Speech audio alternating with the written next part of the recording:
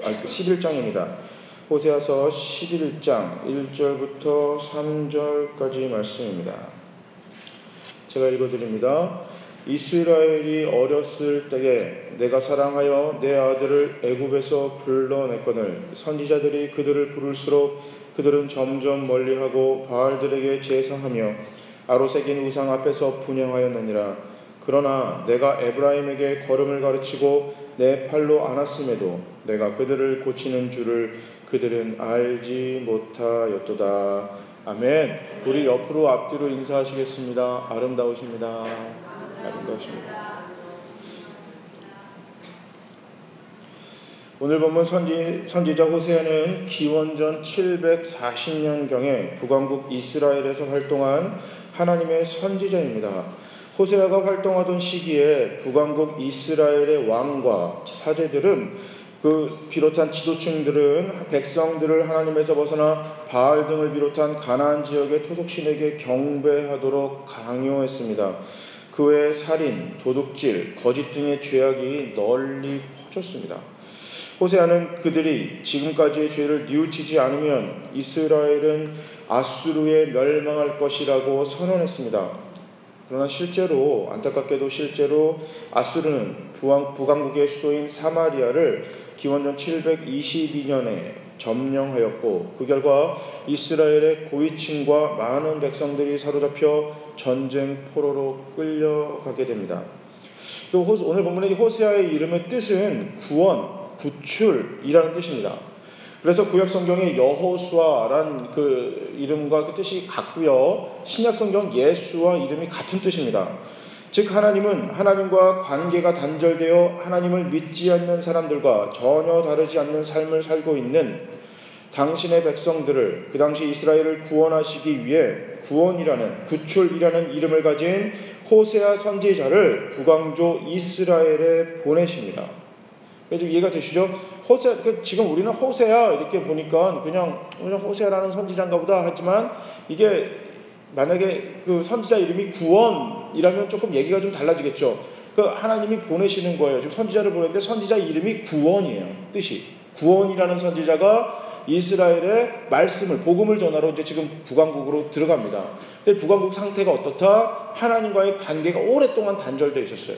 그래서 그들은 하나님보다 세상에 집중하고 세상을 섬기는 그들에게 구원이라는 이름을 가진 선지자가 지금 북왕국 이스라엘로 들어가는 그런 지금 저희 배경입니다.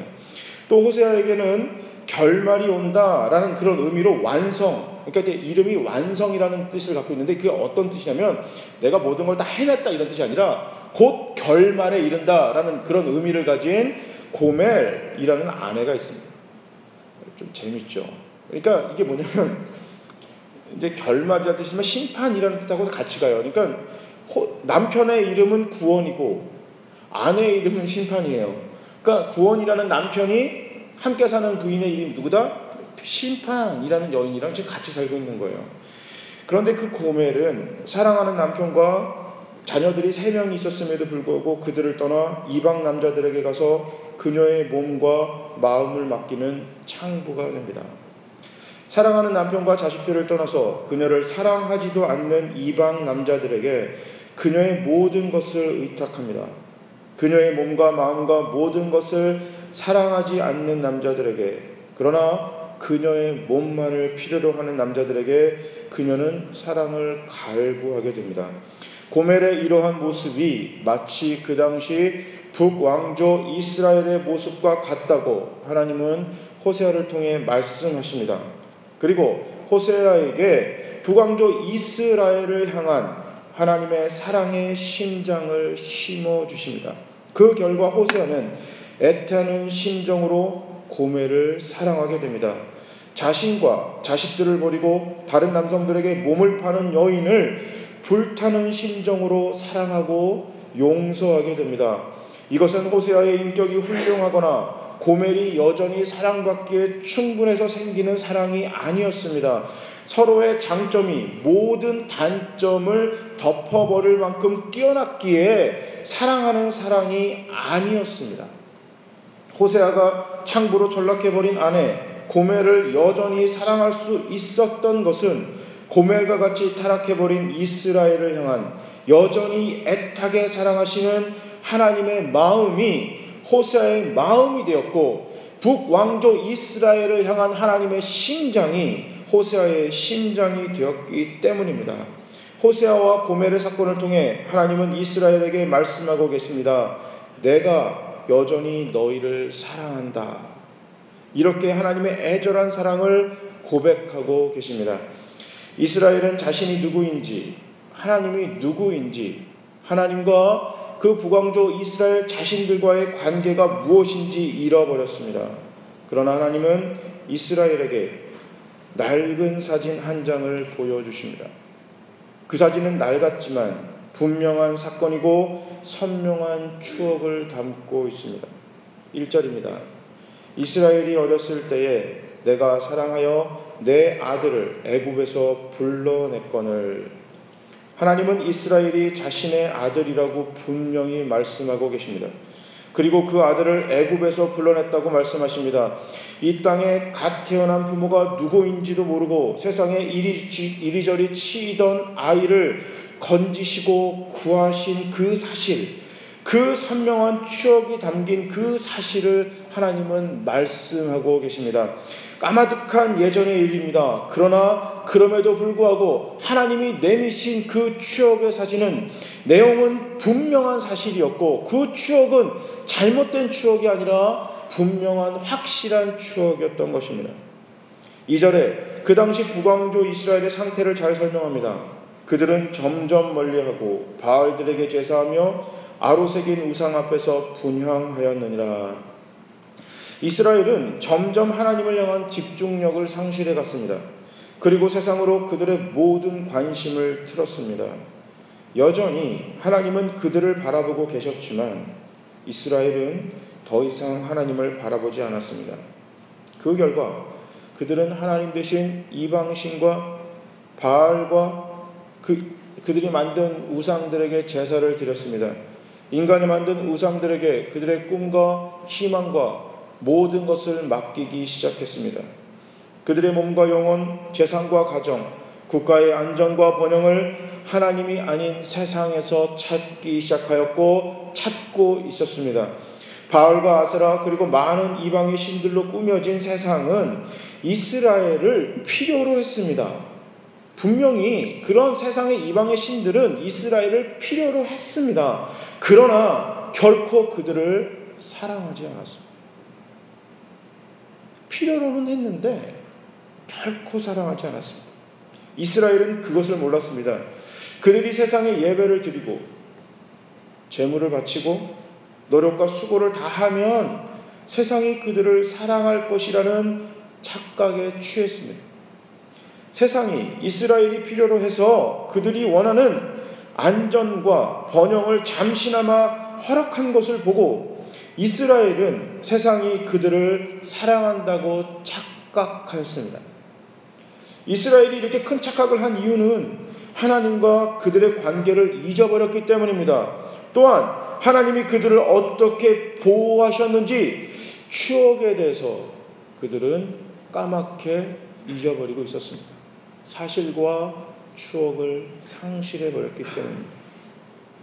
그리고 마지막 절 3절입니다.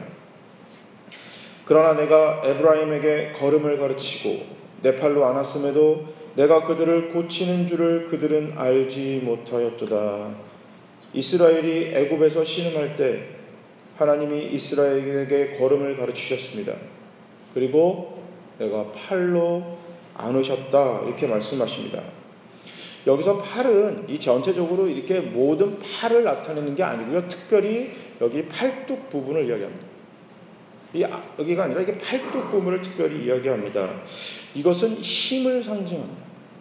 관용적인 표현인데요. 힘을 상징할 때, 나타낼 때 이 내가 너를 팔로 안았다라는 그런 그 당시에 이제 그쪽에서 많이 쓰이던 문학적인 그런 관용적인 표현입니다. 이것은 보호하다, 건져내다는 뜻으로 자주 사용되었습니다. 다시 말해서 안전하게 만들다라는 의미예요. 안전하게 만들다.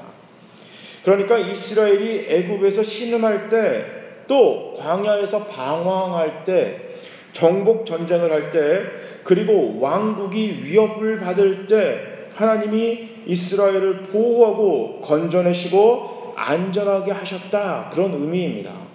이해가 되시죠? 그러니까 내가 너 팔로 안았다라는 얘기는 사랑해서 뭐 이렇게 안았다든지 이런 내용이 아니라 너를 위험에서 안전하게 만들었다. 이게 그런 뜻입니다. 뉴스 요즘 이렇게 보시나요? 지난주였죠? 지난주였나요? 어린이집 사건 때문에 나라가 참 많이 어수선했습니다.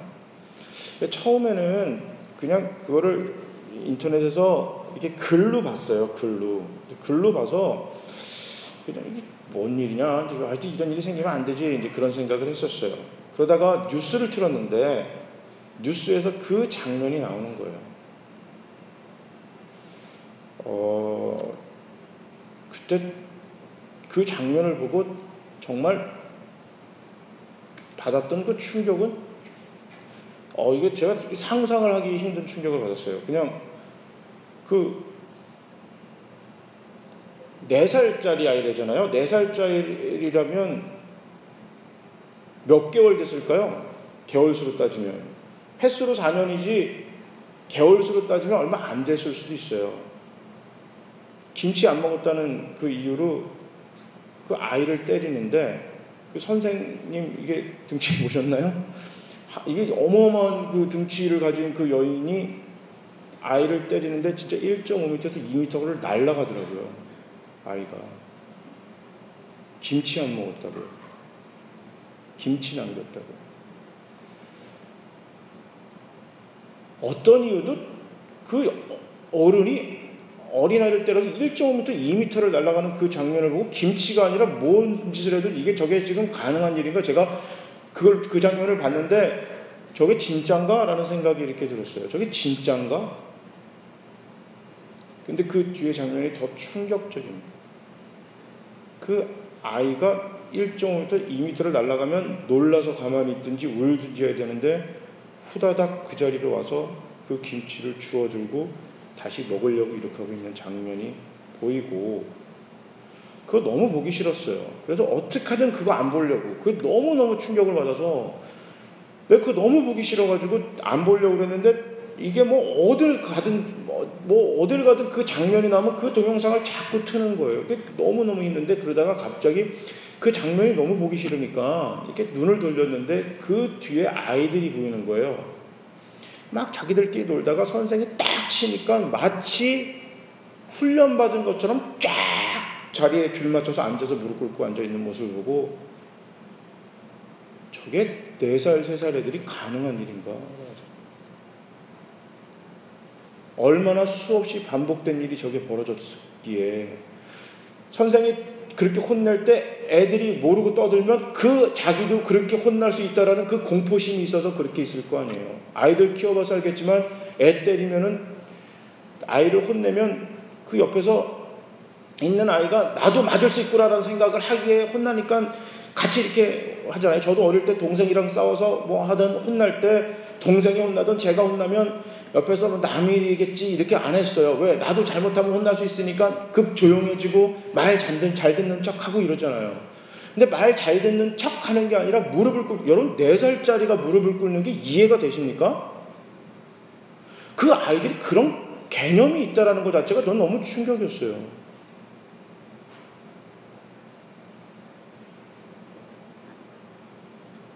부모도 아닌데 나는 그 아이 부모도 아닌데 그 장면을 보는데 이게 호흡하기가 힘들더라고요. 이렇게 숨쉬기가 힘들었어요. 너무너무 가슴이 찢을 듯 아파가지고 이게 뭐지? 라는 생각이 드는 거예요. 영화인가? 이게 이게 컴퓨터 그래픽으로 만든 건가?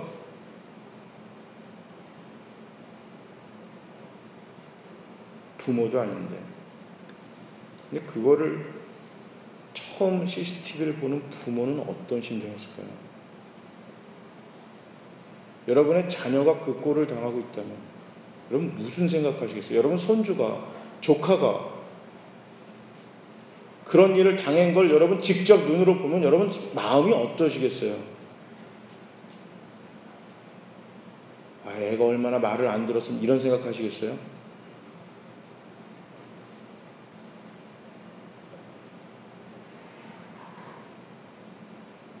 마치 그 어린애 집의 어린아이처럼 이스라엘이 애굽으로부터 학대를 받고 있었습니다.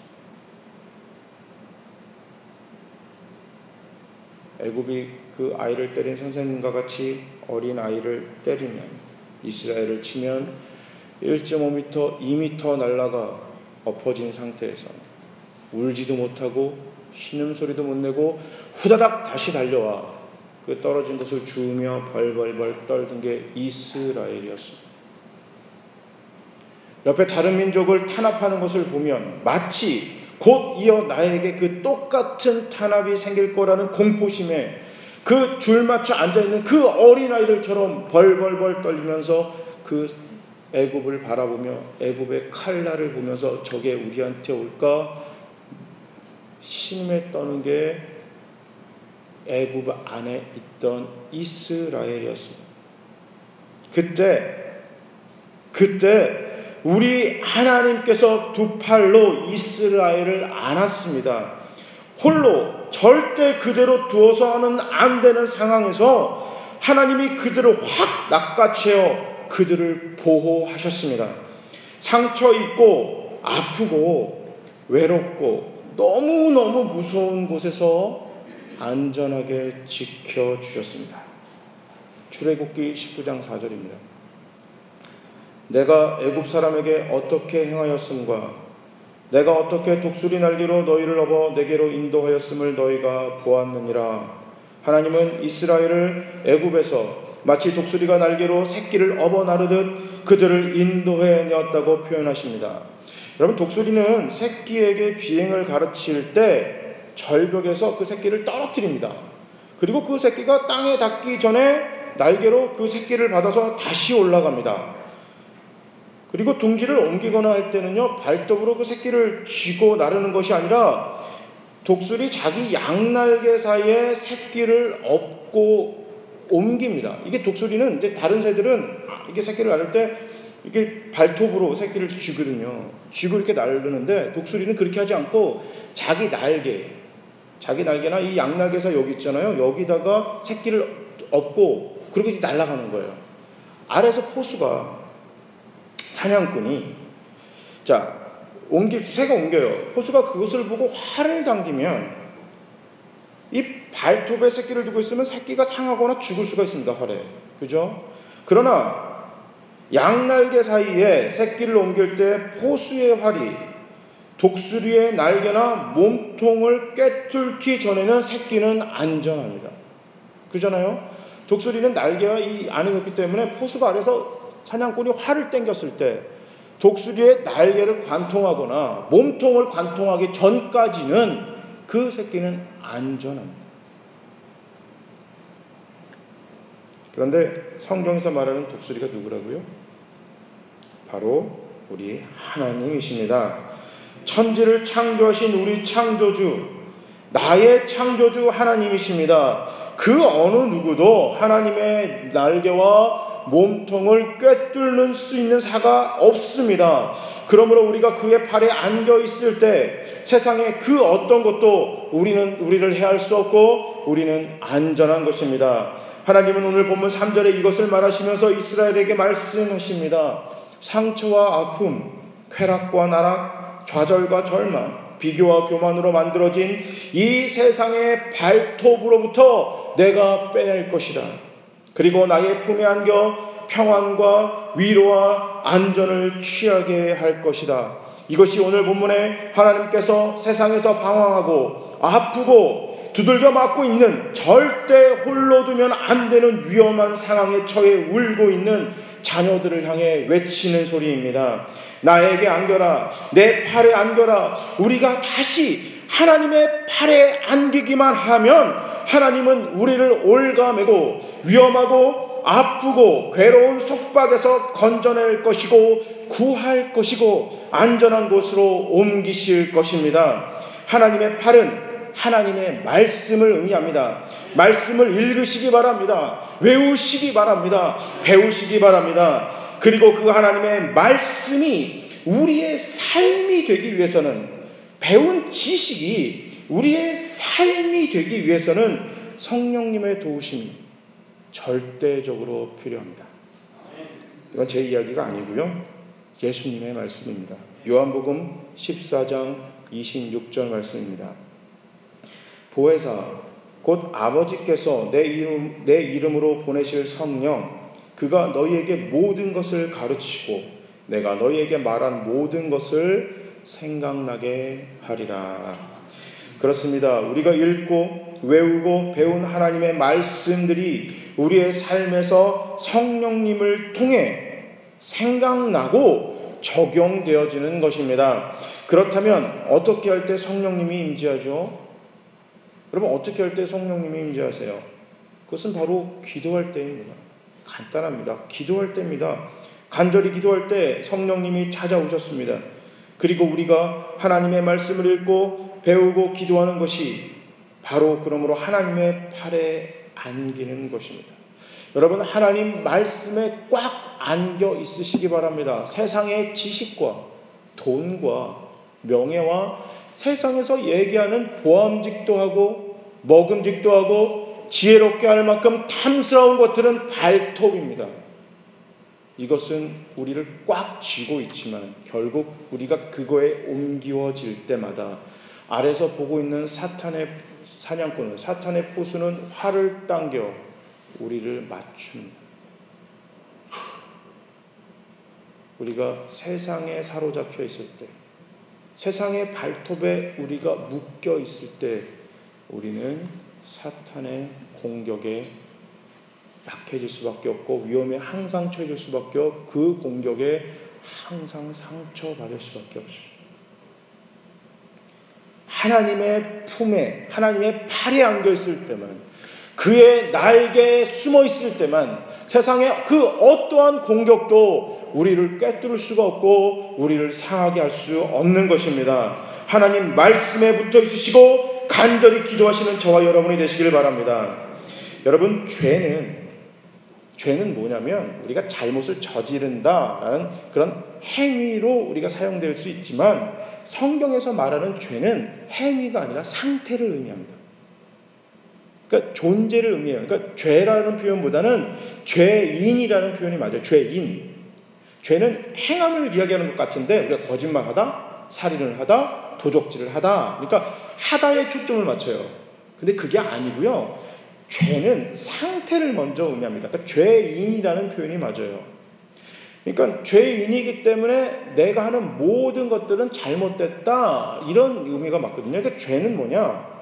하나님과 관계 단절을 의미합니다. 죄는 하나님과 관계 단절. 죄는 하나님과 관계 단절을 하는데 그 결과 어떻게 오냐면요, 지옥도 무서워하지 않는 담대함을 줘요. 성령님도 우리에게 담대함을 주고요, 죄도 우리에게 담대함을 줍니다. 죄는요, 지옥 가는 것을 전혀 무서워하지 않는 그런 담대함을 줍니다. 그러나 그 담대함은 결국 아픔과 상처, 그리고 두려움에 사로잡혀 신음하다가 결국 죽게 만듭니다. 사탄은 우리가 주님으로부터 떨어질 때까지만 관심을 줍니다. 사탄이 우리에게 관심이 많잖아요. 그러니까 사탄이 우리를 쥐어로 묵상하거든요. 저 어떻게 하면 하나님으로부터 관계를 끊어버릴까로 엄청나게 고민을 하고 계속해서 시후시탐탐 노립니다. 엄청나게 우리에게 관심을 주죠. 그런데 하나님과의 관계가 단절되면 더 이상 관심을 주지 않습니다. 마귀는 우리에게 하나님의 팔에서 떨어져서 살 수 있을 거란 담대함을 줍니다.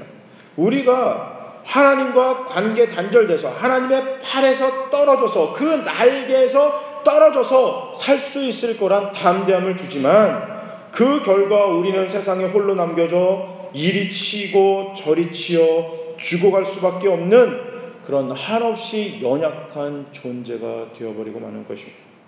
설령 우리가 수많은 요즘 가불관계가 이렇게 또 대세, 표현이 좀 웃기지만 대세예요. 하여튼 우리가 수많은 을들을 거느리는 갑일 수도 있어요. 이 땅에서 나는 갑일 수 있단 말이에요. 그러나 결국 그 갑도 누군가의 을이 되어 신음하고 두려움에 떠는 존재가 되어버립니다.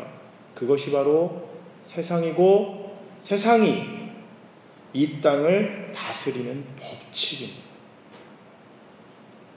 왜냐하면 욕심으로 만들어진 이 세상이기 때문에 누군가의 떡을 뺏어오고 심지어 그게 생명일지라도 취해야 내가 사는 것이 이 땅의 법칙입니다.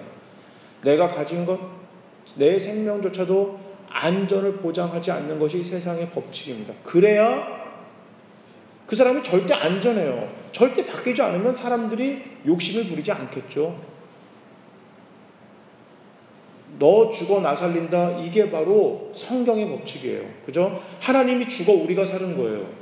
그대로 너 안에 십자가가 들어가 예수 그리스도가 들어가 이제 살아났으니까. 죽을 수 있는 것은요, 하나님이 십자가를 통해 죽으래잖아요. 우리를 세상을 왜 죽어라, 십자가를 져라, 이건 세상을 왜 죽으라는 거잖아요. 산자의 특권입니다.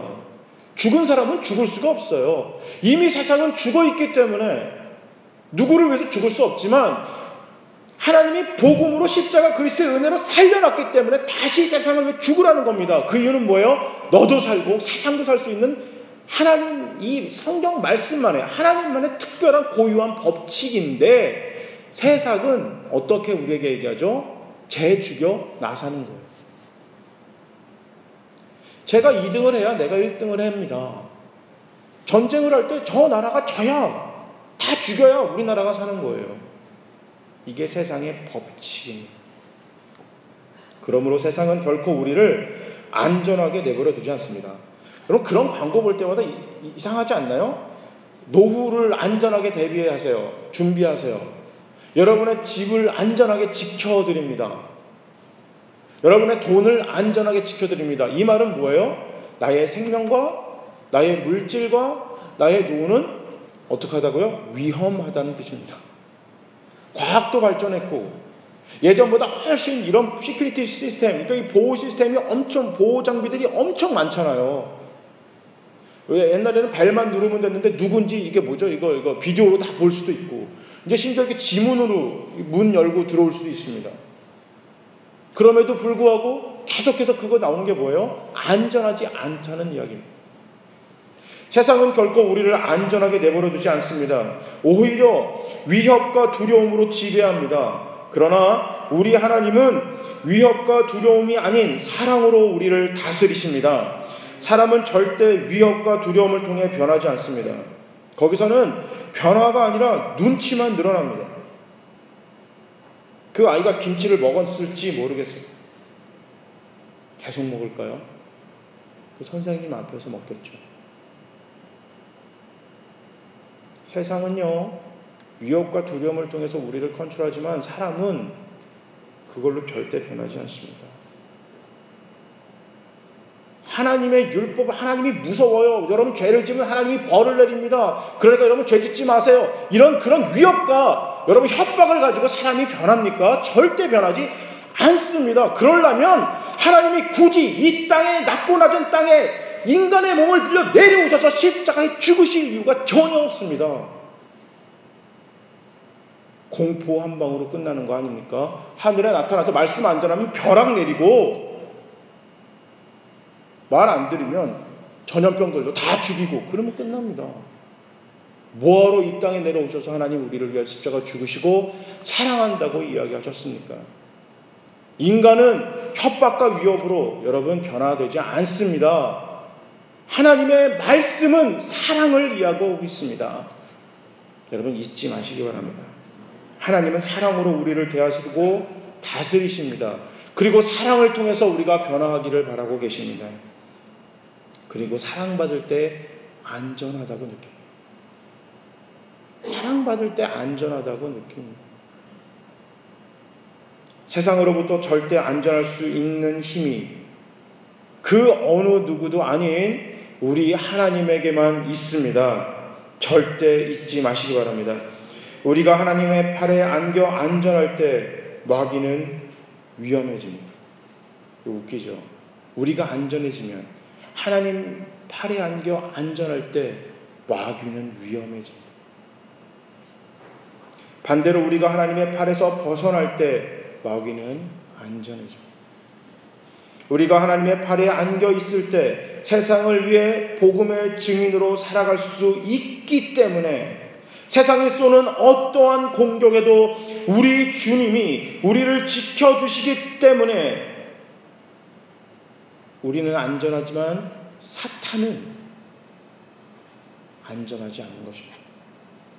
또 사탄에 잡혀있다 풀려나 하나님의 팔에 안길 그 영혼, 이제 예수를 막 믿었어요. 그 사탄의 그 올무에서, 그 사탄의 그 발톱에서 풀려나 하나님의 팔에 안긴 막 태어난 이 신앙의 그 새신자들도, 아기 같은 그 어린아이도 하나님의 팔에 안기기만 하면 절대 안전하기 때문에 우리가 하나님의 팔에 안겨 안전할 때 사탄은, 마귀는 위험해지는 것입니다. 세상이 믿는 자들 때문에 위험해지는 것입니다. 사탄이 생각해놓고 사탄이 만들어놓은 법칙들이 무너지기 때문에 마귀가 위험해지는 것입니다. 여러분, 세상의 품에 안겨있지 말고 세상의 발톱에 안겨있을 때, 그 발톱에 사로잡혀 있을 때 하나님의 팔을 바라보시고 주의 날개를 붙드시기 바랍니다. 하나님의 품에, 그 팔에 강력한 그분의 날개에 안깁시다.